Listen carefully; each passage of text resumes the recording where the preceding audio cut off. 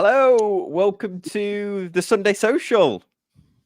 Hi, welcome everyone. This should be a very interesting Sunday Social this week. But before we get started, a few little things. If you're watching this, if you could give us a thumbs up, really helps the channel. If you could upvote. Also, I did the first members only video this week. So if you want to become a member, I'm going to do a members video each week. It went down quite well. This week's one, I did an update on the channel. And obviously, subscribe if you like that kind of content.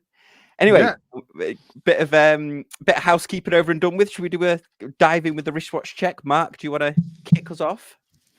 I will. Oh, Bremont. It's if I get the light right, I had it working earlier. There you go. Bremont MB3, lovely little GMT. It's not even that little, but it's a great watch. I was looking on. I found myself on Bremont's site this week, and they had one that looks very much like a square, Bell and Ross. Did they call that the Venom or the Vampire? It was a very limited edition. It was orange. Viper. Thank you. Maybe, yeah. It was a limited edition that sold out really rather quickly. It was a very nice watch. I love the Martin Baker's, the story behind it, the ejector seat sort of testing. And it'll be interesting to see if they actually keep up with the Martin Baker range. I don't think they've quite made up their minds yet as they move to the air, land, sea segmentation. But it would make sense to keep it. It's one that'll help them retain their current fan base, I think. Yeah, all depends on how much the license costs. Yeah. No, this is true. I think their pricing has settled down, because I was having a little look, and I remember at one time I was thinking, God, these are way over what I would pay for them. But I think their pricing seems, as everybody else has gone up, they seem to have leveled out. That GMT diver looks quite good value. They've also seemed to have expanded their, I won't call it low price range, but their 3,000 to 4,000 range has expanded and become a little more prominent, just as a way to hook people in. Yeah, and I quite like that. I mean, I could see maybe one day a Bremont being in my future. Oh, they're lovely watches, definitely. Cool. Thomas, what are you wearing? I'm wearing. If we can only buy one watch this year, I've already bought it, and it came on. It came on last Sunday, and it's beautiful. So that's the Palm Dial date just with a white gold fluted bezel. Yeah. Congratulations, Thomas. Yeah, congratulations. So well done. 36 mil. So you can't see very well in this light, but it's awesome. Really shimmer a bit. Yeah, and you got it on the Jubilee, which is the correct choice. Yeah. Cool. Yeah, that's a great one. Congratulations on that, Pete. What are you wearing? I am wearing my. Ooh. Focus. Oh, 105 UTC. Oh, UTC. Love it. Is that love it? Or how long have you? I don't think I've seen that before. 3 years, I think. Oh, okay. I'm in love with that. Actually, that's going to come up today, but that's absolutely right. One of the benefits of having a large collection is you get new watches without having to pay for them. Yeah. I'm absolutely in love with that watch. I'm in love with that watch. I really love it. Great Explorer 2 alternative, isn't it?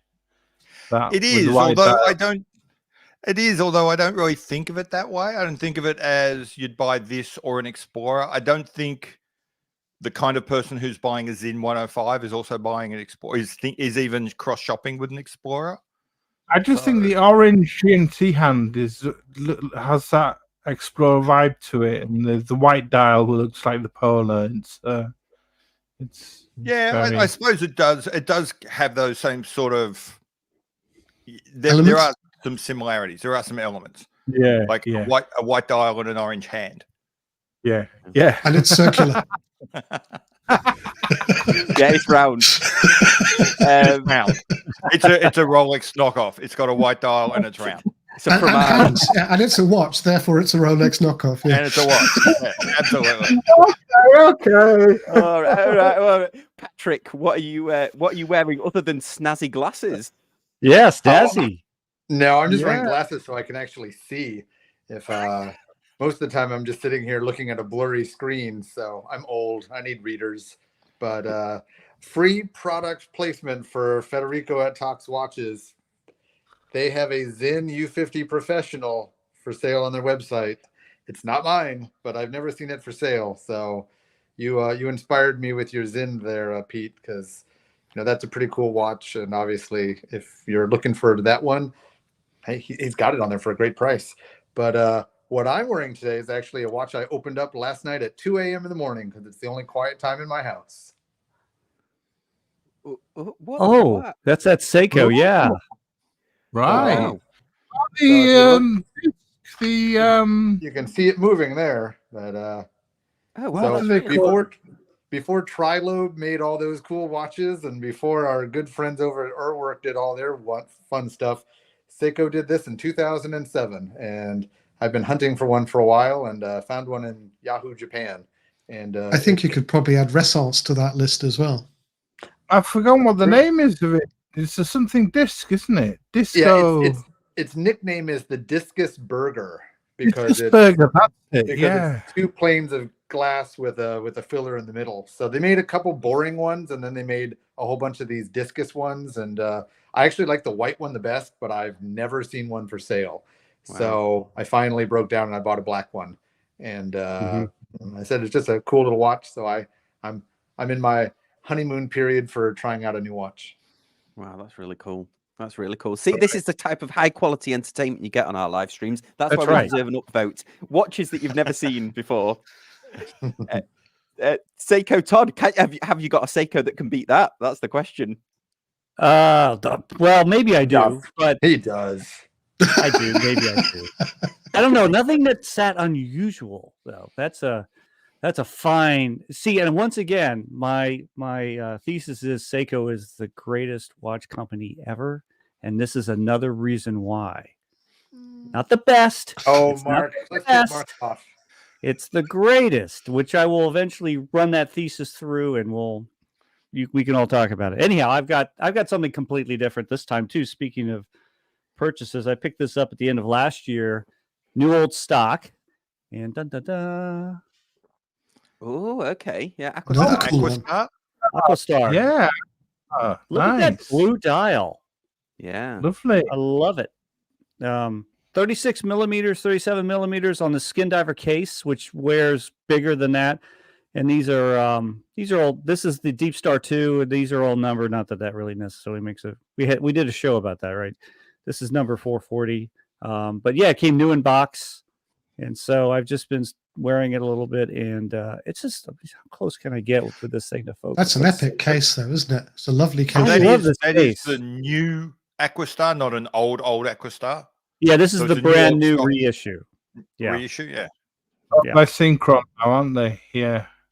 And it's got the dive bezel for the compression for the stages you go up, and then also evidently part of it that's unique is that if you're going to go do deep diving twice a day, it also has evidently that scale that allows you to do that safely.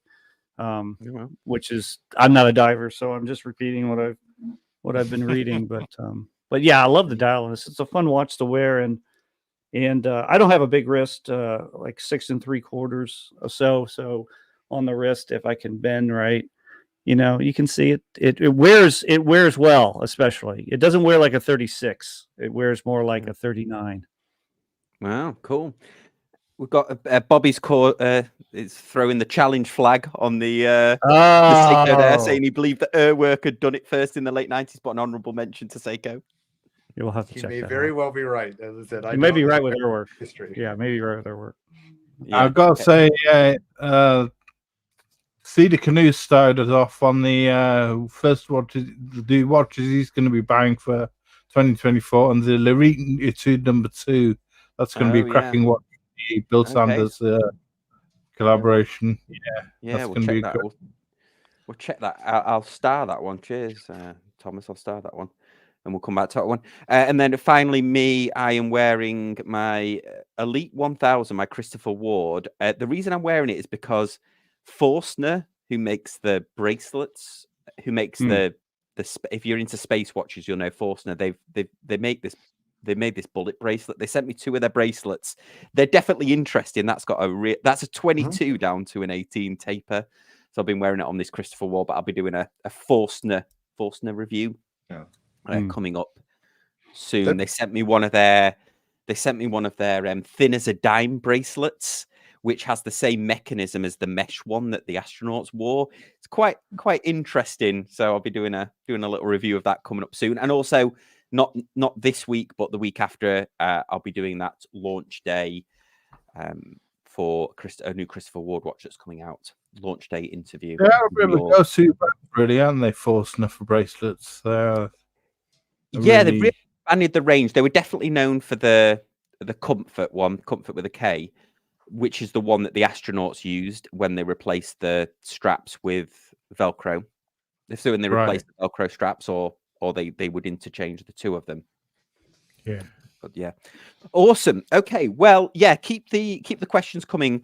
But this episode is going to be all about our watch collecting goals for 2024. Mine is that I'm only going to buy 1 watch, but we'll come around to that. And so, what should we do? Should we take it in turns?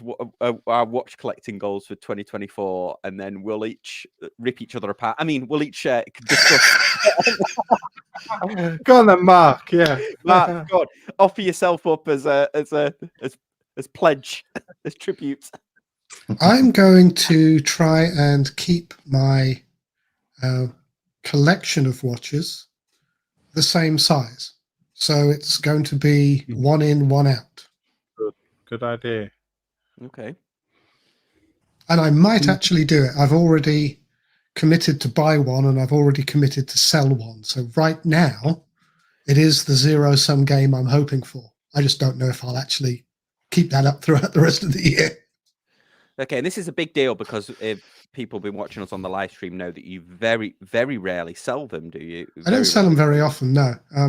I've actually sold 5 or 6 Christopher Wards in the 8 or 9, and in fact, the very nearly 10 years I've been buying Christopher Ward. But there's one I bought in a sale that I probably wasn't sober enough to hit the buy button, and I sold that fairly quickly. And I've bought others that I just didn't fall in love with enough to make keeping them. So we'll see where it goes. But that's my current goal. I've got another one, but that's my current goal, is have it as a zero-sum game, 1 in, 1 out. Admirable. Okay. Yeah. I don't know whether I'll make it, but there you go.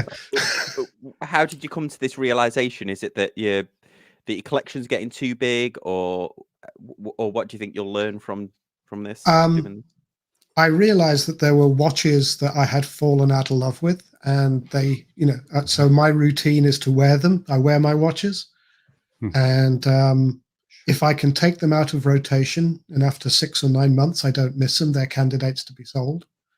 And then when when I looked at the watches that I'd worn last year, I'm a nerd. I keep a spreadsheet. So, and if you keep a spreadsheet, you can actually count how many watches you have quite easily, unfortunately. So I was thinking it's getting tough to wear them all. So I don't want the herd to get any bigger. Wow. Yeah, I love a spreadsheet, but I can't do it for watches. I can't do it for like how much I bought them for, how much I sold. Oh no, them for, I keep I actually keep 2 watch spreadsheets. I keep one that describes the watches, because I was thinking of writing an article about watch taste and can you use data to decide what you like. So I have that spreadsheet, but I also have the which watches have I worn and how often spreadsheet. Like I said, I'm a nerd, so I'm allowed. Yeah, no geeks are allowed on this live stream. It's especially forbidden. Bye. Bye. What do we think, panel? What do we think of Mark's take? I I don't understand. I don't understand why someone would hurt themselves that way. It's like, why would you stop Why are you still punching yourself, Mark? Just keep buying more. I can see where you're coming from, given that your collection is what, at least twice the size of mine. I'm still. Well, I don't know what yours is, but I can totally get it because it's an aspiration, but it probably won't happen. I can totally get it because I've put 9 watches on eBay this weekend, and I'm in a bit like Mark. I'm in a consolidation process, and watches I haven't worn for a year or so are going, and I wouldn't say I'm consolidating, Tom, because if I was consolidating, I'd be selling far more than just one in, one out. I am sort of maintaining, not consolidating.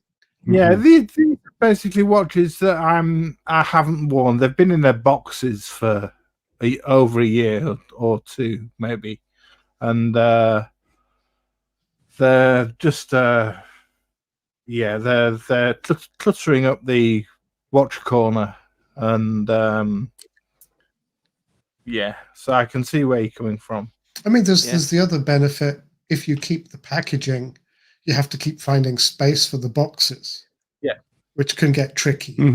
But that would be a goal so far down the list. Is to I'm going to sell watches to get rid of the packaging, so I can buy more watches and get more packaging. It seems a little circular even for me.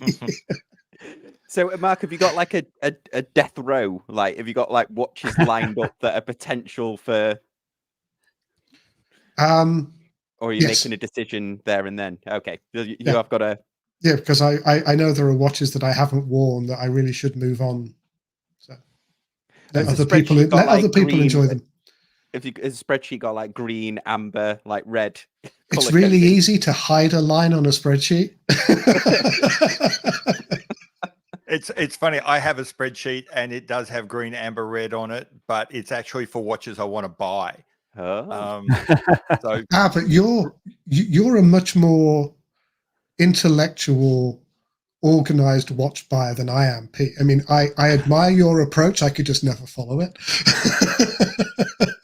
So that's great. Thomas, go on. What's your 2024 watch collecting goal? Firstly, Mark, T and Tickers is asking you, does your spreadsheet include which watch you're going to wear each day?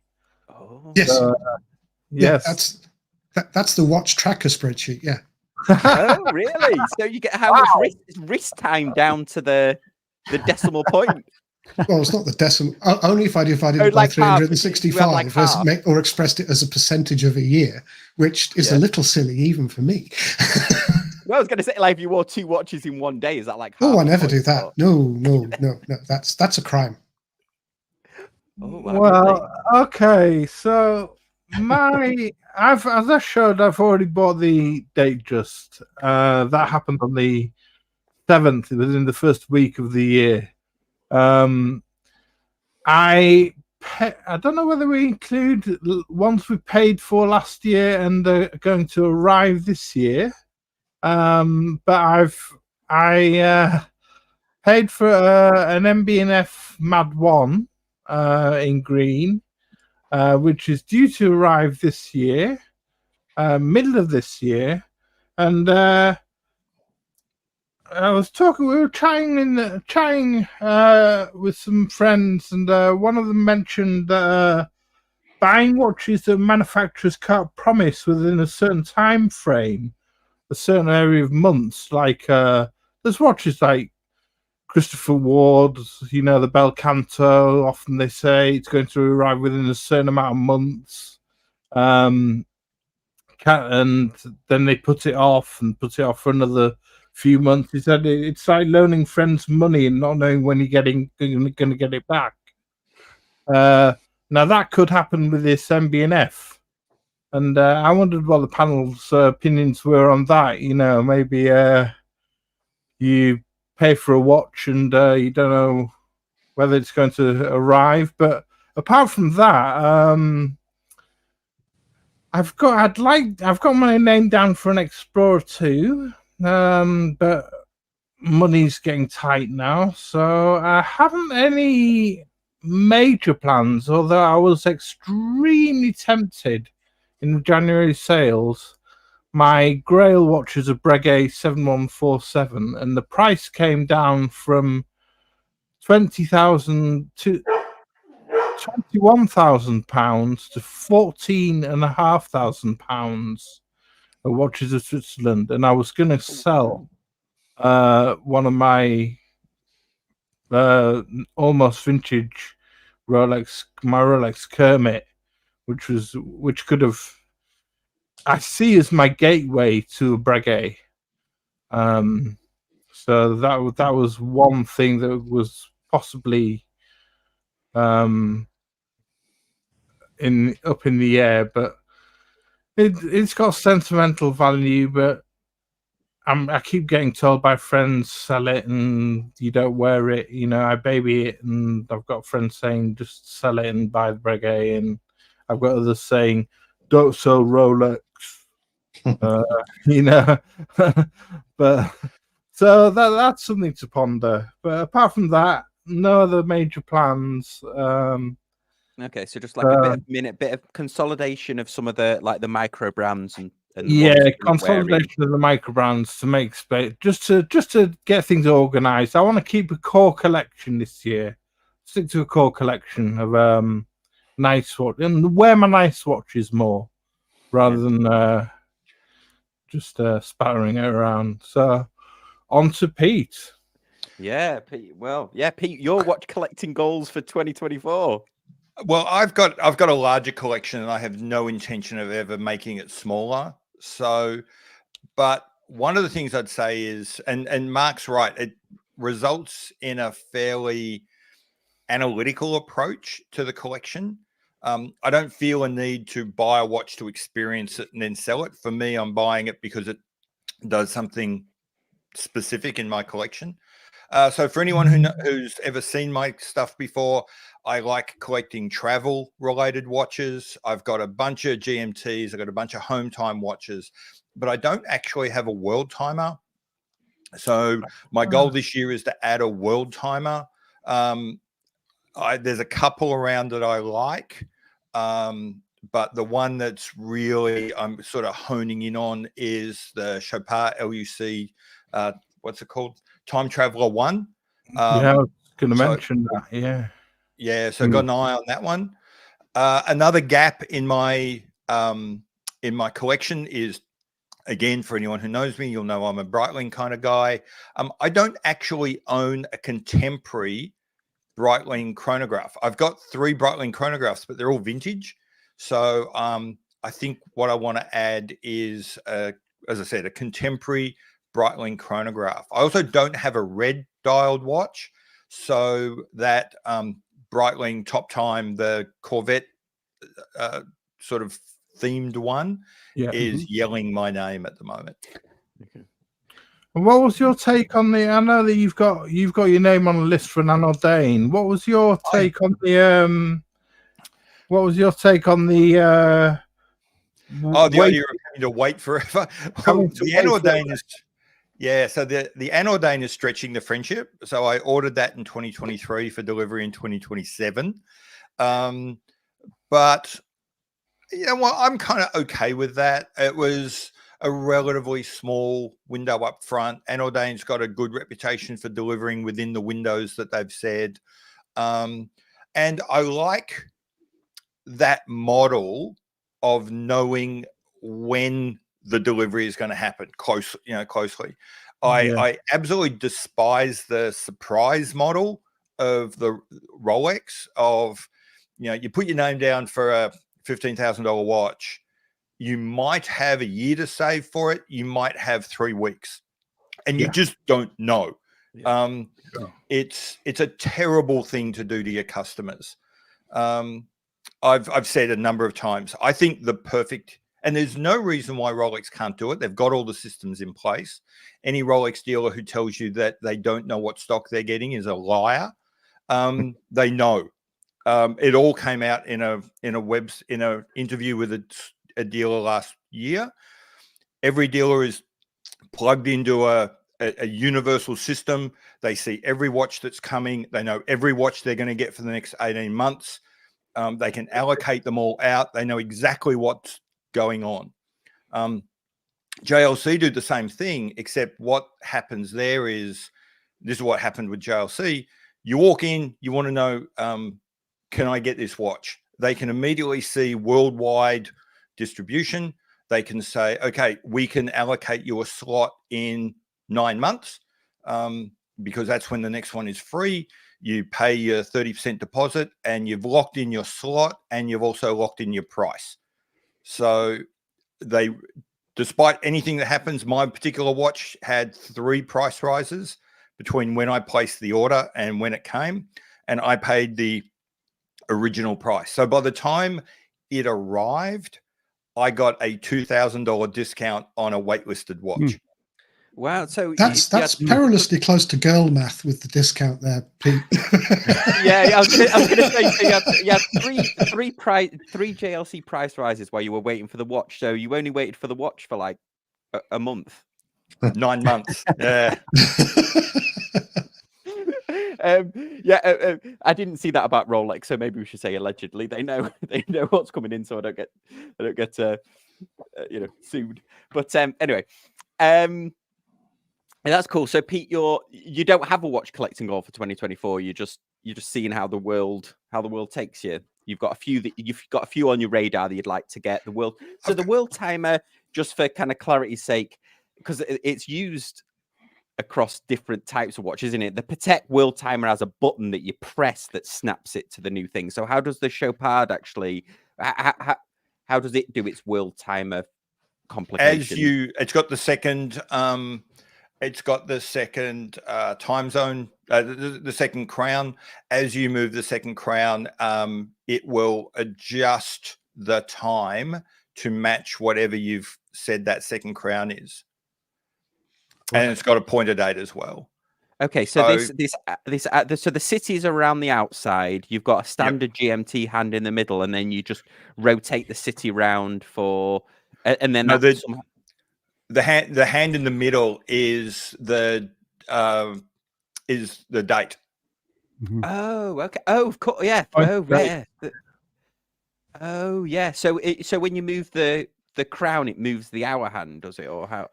Yeah. So it moves. So you set the watch like a normal watch, but then as you can move to be honest, I haven't used one in anger for a while, so I can't remember exactly how this one works. But essentially, the difference between what makes a Worldtimer is that there's an actual mechanical link of some sort between the hours, the city's dial and the hands. They all work slightly differently. So basically, so the cheap way of doing this is just to have a ring that just moves independently of everything. Yeah, like the Walbrook has the bezel that moves. They call it a Worldtimer. And so that's all you're doing. An actual Worldtimer, and they all do it slightly differently, will have some sort of link between the if you like, the watch movement mechanism and that bezel. So as you move the bezel, it will automatically correct what's happening with the hands. So you can set a home time and then move the bezel to change your home time, and it will change the hands to match what you've set as your new home time. Right.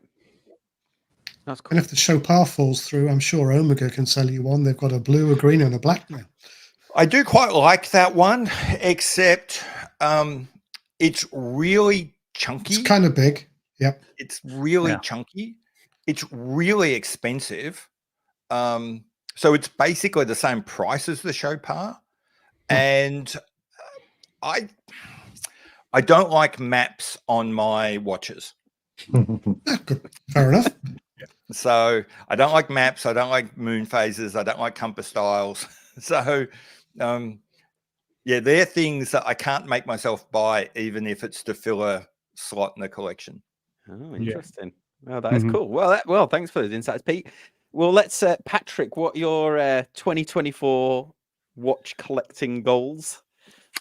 I have a very simple goal, and it's not necessarily to minimize, but it's just to make more sense of my collection. Because after having to take 2 weeks off in December because I did 2 state-of-the-art collection or collection videos that were 45 minutes a piece, I'm like, I have too many watches. And what I found out is I have too many watches that I just, kind of like someone said earlier, just I don't care about anymore. And you sort of do fall out of love, and it doesn't mean I hate the watch. It just means, I realized 2 of the watches I haven't worn in 2 years. And I'm like, that's not okay. I mean, they're just taking up space. And I actually, because of that video, I already sold one of them. Someone reached out to me and said they wanted to buy one, and someone kind of hinted at wanting to buy another. And that's kind of what I want to do, is I just want to strengthen the collection, I guess would be the better word, where I want to wear them, and I do wear them more often and put them in the rotation. The good news, at least for my collecting year, even though I'm guilty, I've already bought 2 watches this year, and this one last weekend, and I currently have one sitting in customs right now from the Netherlands. But I don't really have too many other watches I'm looking at. I mean, there's I think my collecting style is getting more to, I just want to collect some weird, funky watches. And maybe the one I just bought and it's in customs, it's not that funky, but there's kind of a neat part to it. But anything that's just kind of a boring watch, I think I'm just going to kind of move on. And unless I'm lucky enough. Oh, go ahead. I found a Harry Winston GMT for sale with a vanadium case, and I immediately thought of you. A what case? Vanadium. Vanadium. I'm going to take a wild guess. That is not in my wife's budget for me. So but pretty cool. But, you'd be surprised. They're struggling to sell it. It's been on Chrono 24 for 2 years, and it just took a $5,000 cut. Oh, we've got to check this out. We've got so it was on. You said it was on Chrono, Pete. Yeah. Because it was on my watch list until a little. There you go. Harry Winston. So if you search Harry Winston Ocean Dual Time GMT. So this is back when, I'm going to go out on a limb here and rely on memory. This was back when the guys that designed back when the people that became MBMF were working for Swatch Group in Harry Winston. Yeah, I can't find it. Maybe it's not available to the US. Yeah, maybe not. Yeah, it definitely hits the marker for being a funky looking watch. Yeah. Sorry, did I say what material did vanadium. I say? You said vanadium. Sorry, not vanadium. Xalium. Xalium. That's not an element. No, it's not. It's a. If I'm reading this right, it's an alloy of tantalum. Oh, okay. Well, obviously, I love me some tantalum, but and according to this one, it's actually in the United States. It's in Ohio, Mason, Ohio. The item is in stock, and it's $8,999 US. Whoa! So it's only $9,000, but these are $80,000. These other Harry Winstons. That's a heck of a price drop off. Actually, only $9,000. But compared to this watch has been for sale for a long time. There you go. Found it. This is it. Xalium. Yeah, that's it. 25. Is it a minute repeater? That almost looks like a slide there on the left-hand side. Oh, here. No, yeah, I don't know how it works. It's not a minute repeater. It's nothing fancy like that. It's just a dual time. Huh. Tantalum and Xalium. All right. Wow, there you go. Well, you opened my eyes to a watch I've never seen before. And it's weird. As hell. Very weird. Yeah. It's very a rubber strap. So, I mean. And you can tell your wife. It's just a swatch. See what they say. It's so weird. Nobody else wants it. It does look a little big though, but the good news though, I don't really have anything else besides maybe one vintage piece that I'm kind of looking at. And so, I'm not usually a vintage guy, but there's one really cool vintage watch that I've found some information about, and it tickled enough things on my radar to be like, ooh. And if I can find that, I might take the plunge. But as I said, the good news for me, unless I'm lucky like Thomas and the Rolex AD calls me for the mystery phone call, as Pete says, I don't really have any big purchases lined up, and that's great. So I'm happy about that. Yeah, awesome. Hey, we've just hit 60 people watching live, which I think is one of the most that we've ever had watch live. So welcome everyone. Thank you so much for that. Yeah, an upvote if you don't mind as well while you're watching. Todd, what are your watch collecting goals for 2024? I appreciate Mark's desire to do one in, one out. I wouldn't mind being able to do that because it just seems like I have a little bit too much. Although if a vintage Seiko chronograph comes through that I don't have, I will get it. At least find a way to get it to further complete the collection, which is over 50 vintage Seiko chronographs at this point. I think I have to actually do a count. I'm feeling so much better about my collection. You feel better about yourself now, Mark? Good. But You've got an order of magnitude on me, so I'm really happy that I'm. Those are just Seiko chronographs. We won't talk about the other chronographs. Well, actually, we will. So here's one that I got. Oh, sorry, guys. Yeah, so this is to show you how my brain works. So I plug into a bunch of auctions all over the world, and you see some interesting things like that Omega soccer timer I picked up last year that with a service dial. It's just so cool. So it runs like a beast. I got this. So this is a Project 99 caliber 12 Hamilton that I got last year. There we go. Oh yeah, beautiful. Isn't this lovely? I love it. The blue, which doesn't come through, so I have too wide of light here, but so this is the Pan Europe. So this was from 1970, when Buren and Hamilton worked, when Hamilton bought Buren and worked with Breitling and Hoyer and all that to come up with that. So what I found, though, is a friend of mine, this is how things happen to me, is on the Hamilton, because I love vintage Hamilton too. So he's got, and I bought it from him for a really reasonable price. Let's see how this is actually the 3-hand Pan Europe. Okay, wow. From 1970. I can't quite bend my hand right. There we go. That's another cool case design, isn't it? I like that 70s cushiony case design. And they have both of them, both the chronograph, if I could show it here, I'll back up a little bit. Both the chron, you can see it there, and the brushing on this is excellent.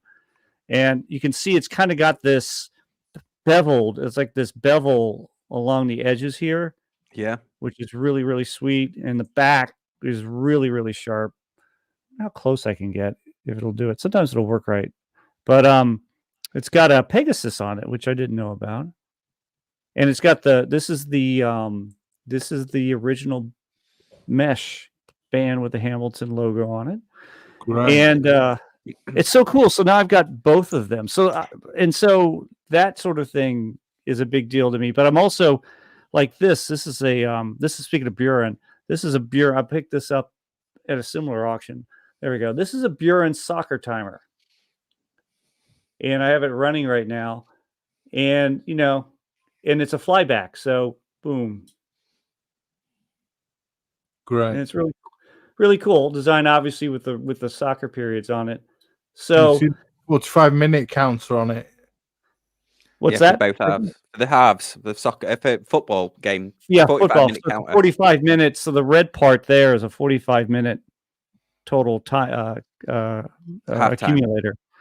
Yeah. But then and then other things come up, like on auctions, like a 7838 Seiko. Yeah, is that so cool, isn't it? I think what Todd is saying is that his collection goal for 2024 is to buy every interesting chronograph he sees wherever it comes from. Yeah, exactly. He's watch collecting goal. Even though I desire to limit it down, and so you're not going to rescuing everyone. That are you actually that Pan Europe 3-hander? That I wonder whether that's the inspiration that Worn and Wound did for that. There was a Timex collab they recently did, didn't they? And it looks a lot like that. I wonder if they took some inspiration. from. It's funny. I've been doing some research because people, being a Breitling guy, people are asking me all about the what is it? Universal Geneve takeover, a brand I know nothing about. So I've been sort of doing some research on it before I open my mouth and say anything. But in doing that, I found a really anachronistic Universal Geneve chronograph.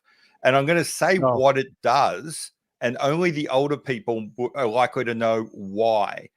It's a chronograph that measures 3-minute intervals.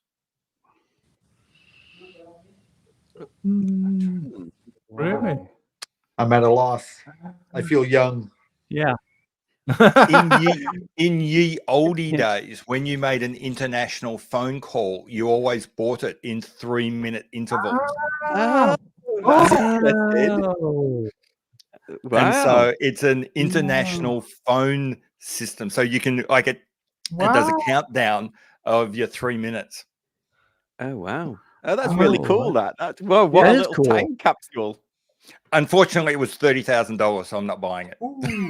Oh dear, that's a lot of international phone calls. You'd have to save money on.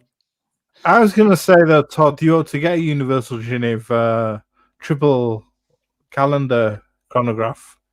Oh, I love them. They're expensive though. They're still and still the problem is of service. So what I'm wondering, what Pete was looking at, and Sam and I have had this discussion, is that if there's going to be a reissue of Universal Geneve in some form from Breitling, I would love to know if there's a way in the future that they're going to be able to service some of their older watches. I'd love to have a pull router. I'd love to have one of those triple dates, UG triple dates, Tom, like you were talking about. But if something goes wrong, that's that unfortunately, and I think Dave Sharp said it last week, is that's just wishful thinking.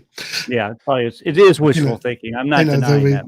The article on Hodinkee about Breitling are going to ruin the re-release of Universal Geneve. They're going to make it a high end, and Universal Geneve weren't high end. And I'm just thinking, again, wishful thinking. They're not going to go and put in a workshop or an atelier to hand make parts for watches unless they can figure out a way to charge you a fortune for it. Yeah. There was a couple of, the only writer I've got on, and again, got to do more research and stop guessing, is I have a suspicion Stellex, who was the previous owner of UG, right, did have that system in place. And it might be, and I might be mixing it up, and it might be the wrong company. But there was one of these extinct companies, not extinct. UG never actually went extinct. It got bought, and whilst it kind of zombified, I don't think it ever actually stopped producing watches. If I remember rightly, I think Stellex does continue to provide a service for those watches. And that could have been a condition of sale. Yeah. Yeah, I was watching something about Pan Am today, and the Pan Am name never, even though United Airlines bought all the planes, they never bought the name Pan Am. It's still a trademark that can be used, that can be sold, or used and sold. So maybe similar to how Universal Geneve worked, where they weren't actually producing anything, but the name could be used. It makes you wonder, though. There's a lot of, we seem to have got off track, but there's a lot of people trying to buy cheap Universal Geneve before the price goes up. Yeah. But there's an awful lot of people also out there complaining about you can't get them serviced and you can't get parts. So, Universal Geneve were a Schrodinger watch company for a very long time. You couldn't tell whether they were alive or dead until you tried to buy one. So I've got no idea either. Yeah, and the story is really weird. Everyone's talking about Universal Geneve for a long, and I realize I've taken it off track. Universal Geneve went completely, Asian manufacture, went completely, generic third-party movements. But back in 2003 or 6, I can't remember, they actually got bought by a Swiss conglomerate that came out with a new micro rotor movement, all in-house. Totally 100% manufactured in Switzerland, except for the bands. The bands, they went back to the original French manufacturer, and they sold that's what UG was, and it went broke again. Oh, wow. So it's a much more complex story than people think.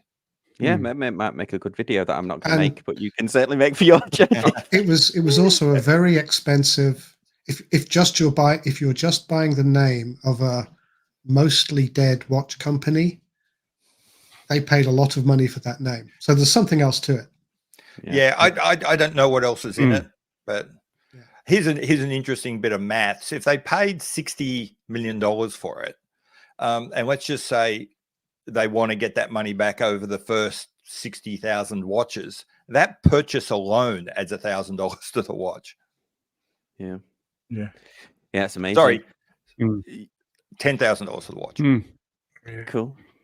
Yeah, they're very interesting. Yeah. Well, should we get some questions from the Sam, we've got your pick. I know. Well, let's before I go, let's I think Brassic Time, I think he's asking Mark whether there's a loophole on his spreadsheet. If you buy the watch in 2024 but it doesn't arrive till 2025, does it count? And if so, does it get a separate tab on the spreadsheet, Mark?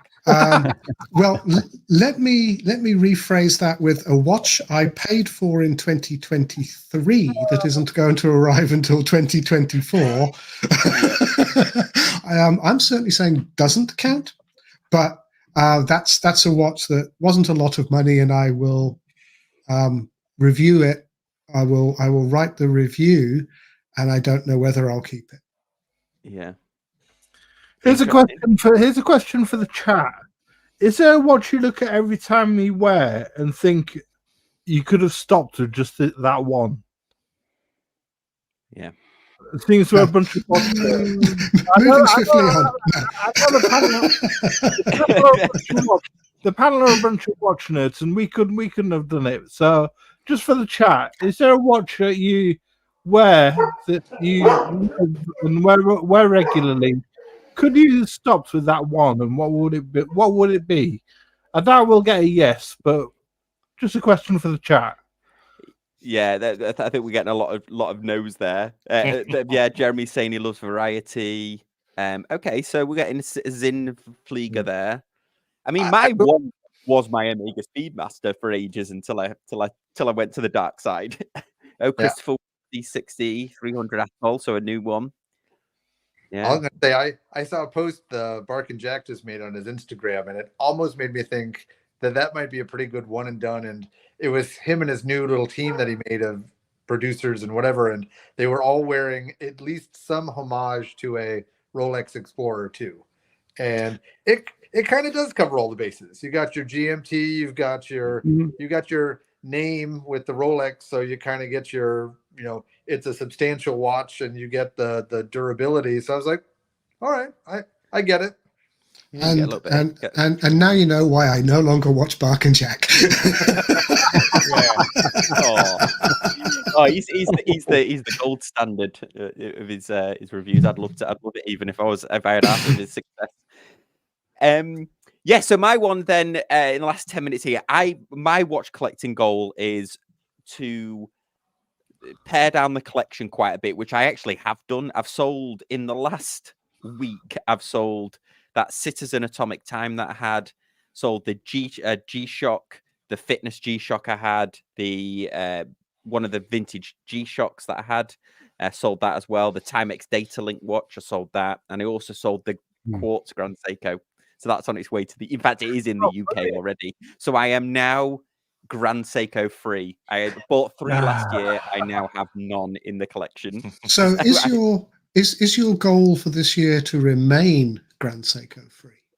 I mean, it's a worthy goal.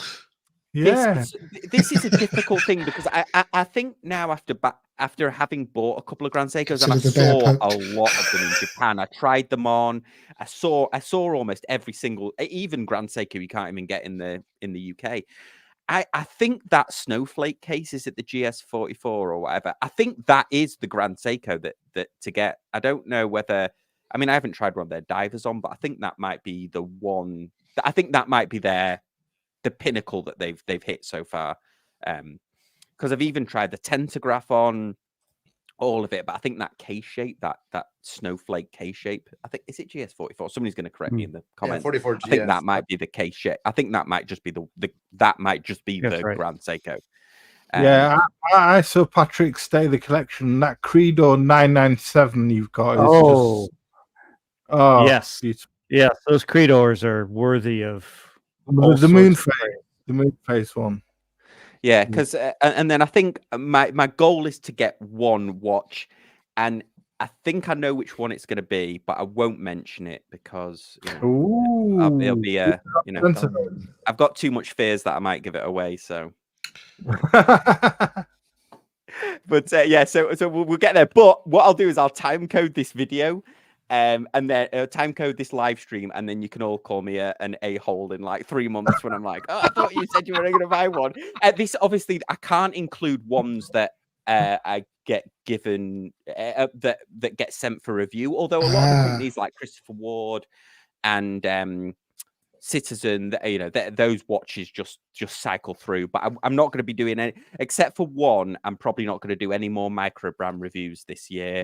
I'm going to stick to the core ones, and I need to really try and find a way of borrowing, like getting hold of some Rolex and some Omegas, I think, to kind of spice up the channel. But yeah, other than there is a loophole there, but I can't loop chasm. But I'll be perfectly honest if Spawn just gets sent in, and then they'll probably go on the store anyway.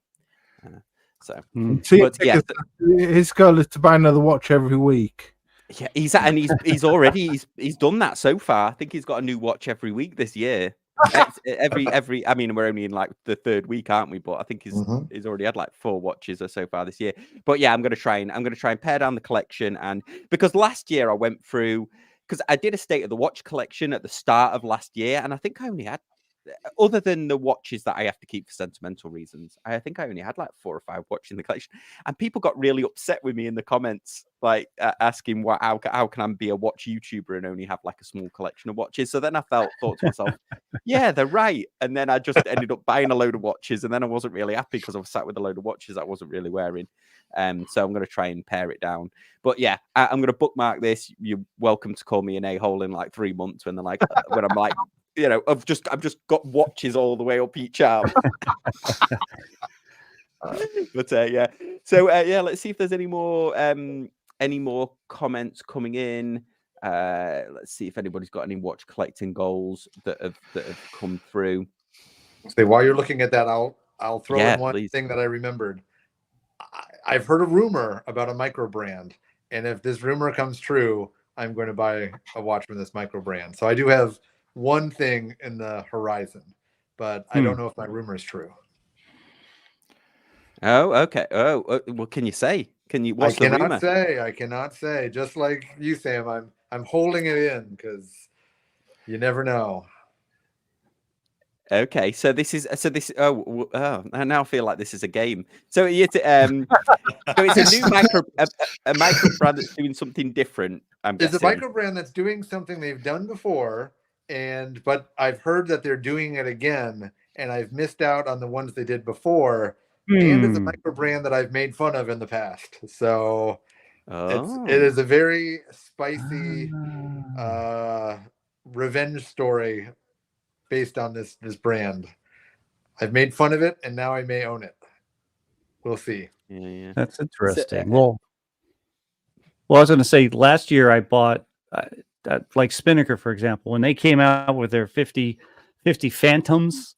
I saw that and I said, I love this watch. And when they came out, they announced, I signed up to them. They announced again, and I ordered one because I think it's just fun. It's just wacky. And the execution, I think, is excellent. And I don't necessarily desire a Spinnaker, even though I think they're probably pretty good watches for, but I just couldn't pass that one up. Did you get one? Because it sold out and the price went right up, didn't it? Yeah, I got in before when they had it timed, like they were taking all the orders until such and such a time. Yeah, I got one ordered before that ended. Yeah, it's a fun watch. That really, really fun watch. The collaboration, I believe, right, with forgot the designer, but yeah, I think it's fun. So that's what I'm looking forward to in this year. So we've got some comments coming through. So Muhammad Ali says it's his 50th birthday in August, so hopefully something special this year. Congratulations for August. Muhammad, Yeah, you youngster. 49. You couldn't outdo your 49th. How are you going to outdo it on your 50th? You had one hell of a year. Yes, yeah, and yeah. So and then next, so any intel on what Tudor will be doing this year? Ranger in a smaller size. I just want them to do something, I guess. I don't know. I mean, they had some good releases last year, but nothing that I really was like, oh, I really love that enough to buy it. Although, you know, they only have to put a date on the 58, and I'll think that they've revolutionized the watch market. So the rumor seems to be they're going to start doing more chronographs. They don't spend a lot of effort on chronographs. They don't make a lot of them, and they can see that as a hole in what they do, but also B, you can make a lot of money by selling something that's more complicated. I think that they're likely to come out with a chronograph. I think they're likely to come out potentially on that whole only watch thing. Maybe later in the year, there might be a chance that you're going to see a Kinesi. I think the Breitling Kinesi relationship is coming to an end. So I wouldn't be surprised to see a Kinesi chronograph. I always wonder, despite my and Seiko Todd's compulsive chronograph disorder, just how popular chronographs are, because you see them, but then the rumor is always there's never many of them actually sold. It's not, even for people who are well known for making chronographs, don't sell many chronographs. You know, that linking into that, Mark. So Andrew Owens put how many watches with complications I've seen that are too damn big. This kind of links into what you're saying, Mark, and also what Pete's saying, because actually, if you're saying that, if Andrew's saying they're too big, that might be putting people off. But also, if they do make a smaller one like they did with that only watch, Tudor, then they might have they might have their version of the Daytona, sort of. The movement to smaller watches is my last hope of actually keeping my watch buying to a minimum. As all watches get smaller, I get less interested. So I am all in favor of the small watch movement, because my bank manager and my wife will be so much happier I'm not spending money on watches. The problem is, I've got a video that I'm putting together on this, which is, think of it this way. Have you ever thought in your life, has there ever been a moment where nothing is trendy? There is nothing. Oh, of course not. No, of course not. And so if you think about that, and then also think in terms of every trend has a life cycle: introduction, rise, peak, decline, and obsolescence. That's the trend. The only way that you can have constant, a trend at its peak is you have to start overlaying those normal graphs. So at any time that a trend, say small watches, is peaking, which I estimate we're in that kind of period now, by definition, large watches are now at the introduction to increasing side end of the trend. I don't know that they're peaking yet. No. Peaking is a 5-year window. So I would say you're certainly not at the end of that 5-year yet. No, I would say the other thing is the beginning of the 5 years. It's the sort of it's not one of Zeno's paradoxes. It's the one, if a tree falls in the forest, did it make a sound? Because if a tree falls in the forest and there's no one to hear it, did it make a sound? Anyone with any knowledge of physics will tell you yes. But if you don't notice a trend, did it happen? Well, unfortunately for small watches, I have noticed that trend. So yes, it has happened. Yeah. It was cat for trend. Interesting. Yeah. Before we get too analytical, I've got a question. What is smaller, though? Because, I don't consider 40 millimeters smaller, but dear God, if more brands brought them back down to 40, I'd be thrilled. I'm with you. I don't want any of this 36. I think 37. So a small watch to me is 37 or lower. I would say. Yeah, I'd go with that. Yeah. Okay. Small is 37 and below. 37 or maybe 36. Anything below 36 is definitely small. Yeah, definitely small. Yeah, that's a gray area. Yeah, because Sam mentioned that tentograph, and I mean that tentograph from Grand Seiko is awesome, but it's huge, and I'm just like, why can't you just make it 40? I mean, make it a normal everybody size, and same with their divers. They're Divers too are big, and you know, I think they're missing a big mark there, and you know, I don't think they need to go smaller. I just think they need to go normal, and for me, normal is 40, and over is big, and under is a little bit small. Yeah, I tried that tag. You know, I thought I might have found a tag that I wanted to buy that wasn't the skipper. And that solar graph, on paper it looked awesome. It's titanium, solar quartz movement, the dates in the right place. It was a really nice design. I went in and tried it on, and it looked really small on my wrist, and I was amazed. I was thinking it's going to have some. And the automatic was like the nice size, but the automatic Aqua Racer it's all over the place. It's got like an internal Cyclops, like military hands on it. Whereas the solar graph, even the metal version, looked to be a really cool size. So I was thinking, I'm going to buy a tag. I've got to buy one that's got some wrist presence to it. So thankfully that stopped me obsessing about that watch this week when I got to try it on. In fact, the salespeople in the tag store were like really nice, like some of the nicest salespeople that I've ever encountered. Like normally they're, oh, how are you and all this, but the tag guys were really, really enthusiastic. And I said, oh yeah, it's nicely weighted with the titanium. He says, oh yeah, the difference between the titanium and the automatic is the automatic has a few more wheels and gears in it. I was like, oh, thanks for the technical explanation. Well, I mean, that's technically true, but also limited. Actually, there's a part of me saying that's actually watch company revenge, and that is if you're the kind of guy that lumps every non-alloy watch as simply plastic, are you any better than that salesperson?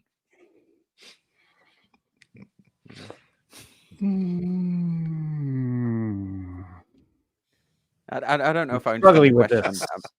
I think I understand what Peter's saying, but I have to. But I'm trying to work out which side of that I sit on. So watch nerds will get all funny about materials and whatever right up until it's got the word P involved. He's talking about you, Patrick. And then suddenly it's like if a watch is made from any material that could conceivably meet the requirements of plastic, regardless of what's actually inside it, it is now reduced to a $15 swatch. It's just plastic. We make no distinction between high-end, low-end, middle, sustainable, recyclable, whatever. It's all just cheap-ass plastic. So that's funny to turn around and do that to a movement. It's just a few more wheels and gears. So Swatch have to call their new scuba, bioceramic instead of plastic. Well, they already do call it plastic. It's not plastic. That's the whole point. Plastic. It's plastic. It's plastic in the same way that it's plastic in the same way that a Submariner and a Vostok Amphibia are both alloy. Yeah. Okay. Well. I had to really think about that, which most people don't do. Or it's not plastic in the same way that fiberglass isn't plastic, because the concept is very similar. Well, there we go. That's all the proportions of polymer to non-polymer. But yeah, there you go. Well, there we go. Well, on that bombshell, any final words on watch collecting goals? I think we covered it all there, didn't we? And got some great questions from the panel. Yeah, thanks. Big thanks to the panel. Thanks everyone for joining. Don't forget, if you want to see those members only updates, join on the YouTube memberships. I think it starts at $1.99 a month. There's also $2.99 a month, which is where you'll see the videos. $1.99 a month. I'll get to see you in the comment section with your little badge next to it. So a big thanks to Thomas, who's a member, Junior Johnson. Thank you for being a member. And sorry, I made a little mistake. That Patrick, Pocket Watch Time member, John at Tea and Tickers is a member as well. So thank you everyone who joined on the memberships, and a big thanks to everyone for watching. And we'll see you next time on Casual Watch Talk. Give us a thumbs up, guys. Yeah, thank you. Take care. See you.